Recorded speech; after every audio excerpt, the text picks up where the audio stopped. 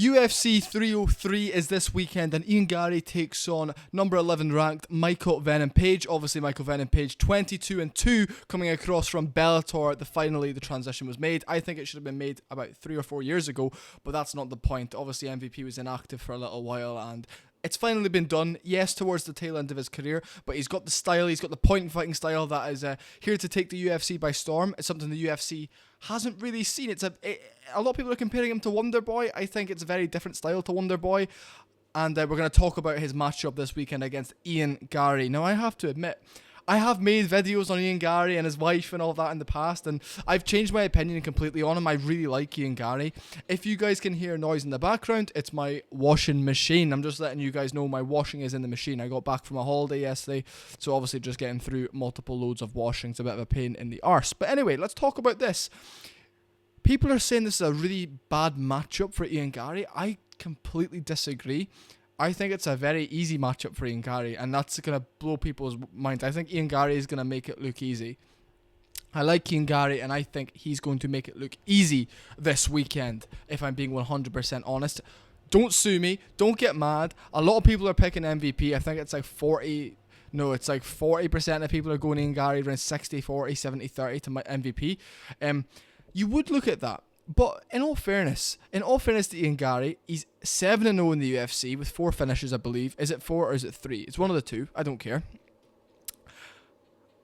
MVP's very good. But listen, I think people are looking at this matchup the complete wrong way. They're looking at it as if it's going to be a really boring match, which I think it very well could be. Ian Garry has no problem sitting back and being extremely patient in this matchup. I think he's completely fine sitting back, being patient. That washing machine is so loud. I'm so sorry, guys.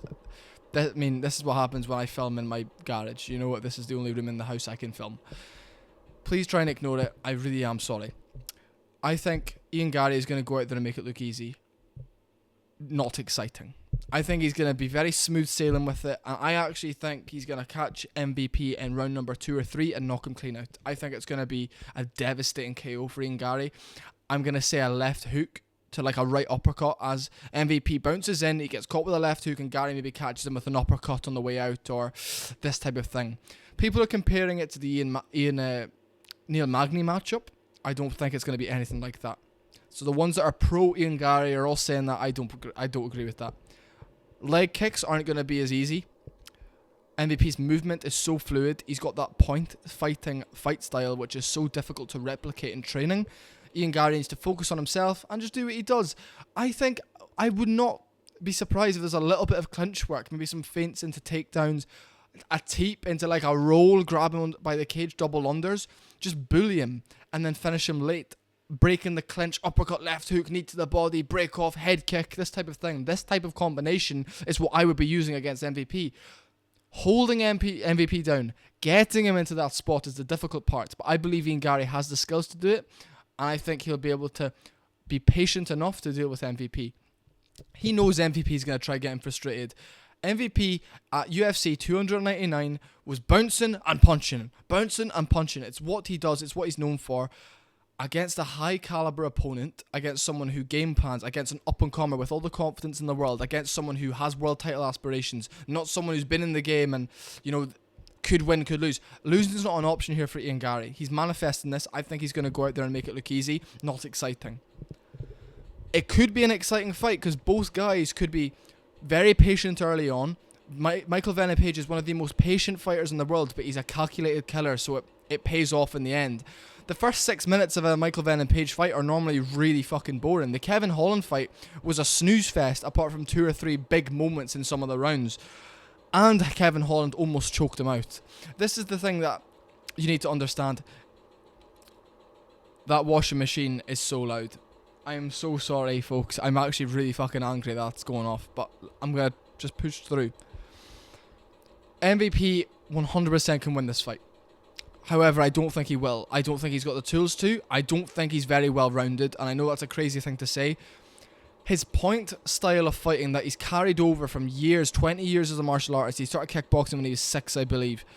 That style of point fighting, you don't come out of that. The closest thing to it that I have personally seen is Wonderboy, but Wonderboy is one shot at a time shot selection. Darren Till, Muay Thai guy, one shot at a time, no variety. Ian Garry has variety. He travels the world. He knows what he needs to do.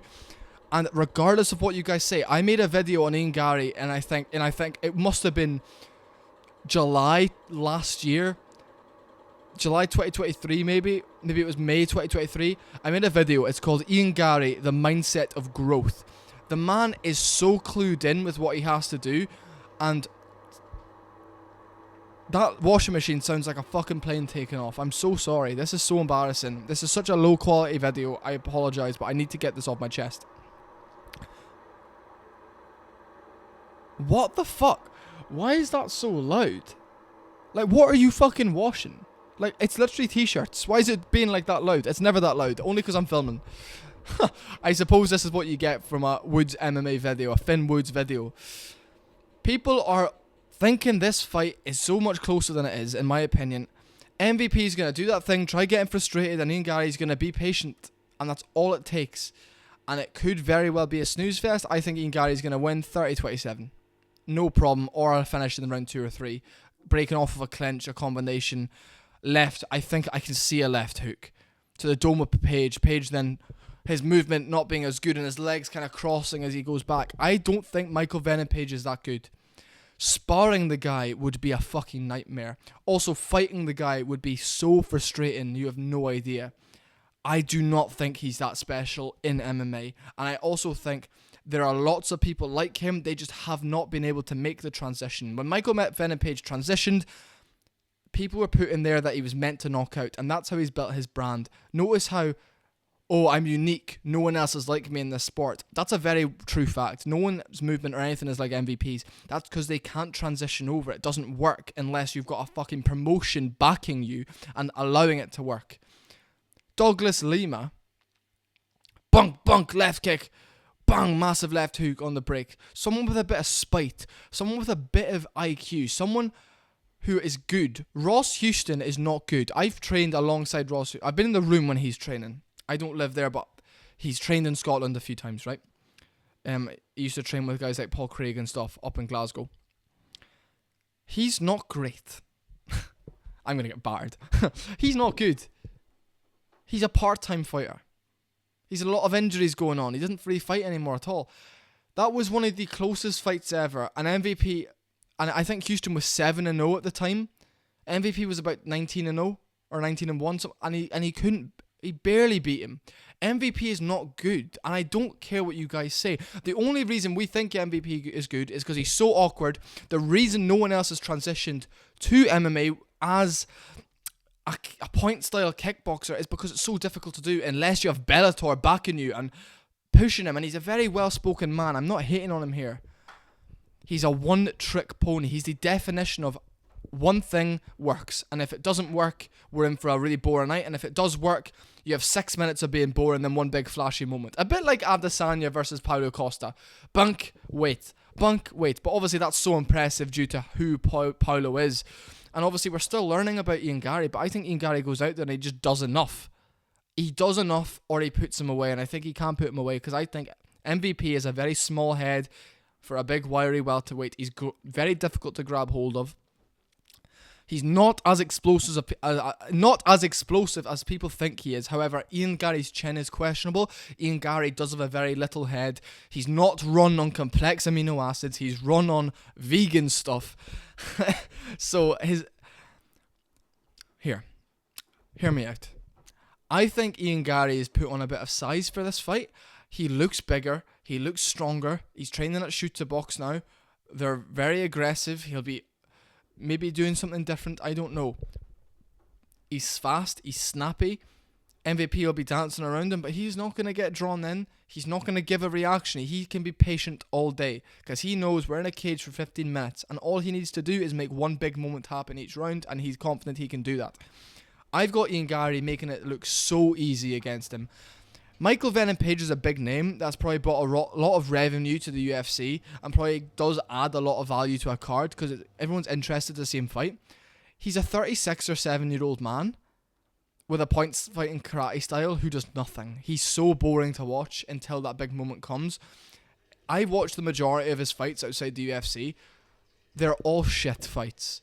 I don't want to ever rewatch a Michael Venom Page fight. I watched him be like 17 wins, 1 loss, fighting that guy in Dublin who was like 5-3, and he was battering him. And I was like, this guy he's fighting cans, and it's not like he's fighting cans within the UFC and building his way up. He's literally just being given random people to beat to up his career, which is the right way to do it, because that style does not transition well. Adesanya's style transitions well. You know, it's one shot at a time, but it's also aggression. It's also not bouncing. If you're bouncing the whole time and take one shot at a time, if you're missing that one shot every time, you're so susceptible. And MVP's very good, but I think Ian Garry's going to go out there and make it look so easy, and then get on the mic after and be like, look, you guys need to start taking me seriously, because I think he's going to go out there and blow MVP out of the water. I would be betting a lot of money on Ian Garry this fight, and I know people like Lucas Tracy, the MMA Guru, all of them are picking MVP because they see this bouncy style. That bouncy style does not work. You can say Kevin Holland. Kevin Holland does not have the tools to deal with that. Kevin Holland got him down and held him down, but he struggles. Kevin Holland's always struggled with a guy that's difficult to... It's very stationary. That's what Kevin Holland likes. He likes a stationary opponent. If you get someone that's bouncy in front of Kevin Holland, you're going to struggle. Or a high-level grappler, you're going to struggle. Someone who ups the pace. If it's a slow-paced fight, I'd choose Holland all day. But if you're bouncing in front of him... Look... Michael Venom Page is not going to do much against Ian Garry. I have got Ian Garry blowing him. I can't stress this enough. I followed this man's career and I've not been impressed. Yes, the highlight reel KOs are unbelievable. He's unbelievably good at knocking people out when people are in there to be knocked out. Ian Garry is not in there to be knocked out. He's in there to completely dismantle him, and I think he's going to make it look so fucking easy. You have no idea. And then I think we're going to see him back in October on a McGregor card. Then they'll chuck O'Malley in November or something. Thanks for watching, folks. Please subscribe, like. I'm going to be back on the train now. I've been a bit absent, but this is my passion. Going back to Thailand next month as well, so I'll be living out there. So the videos and the quality of the videos will be good, I promise. And yeah, Ian Garry by stoppage in round 2 or 3, coming out of a break of a clinch, uppercut, left hook, head kick, this type of thing.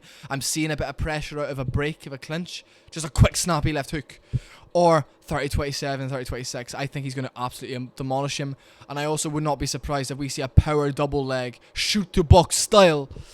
Vamos, shoot to box. I will see you all very soon. Thank you guys so much. Appreciate yous.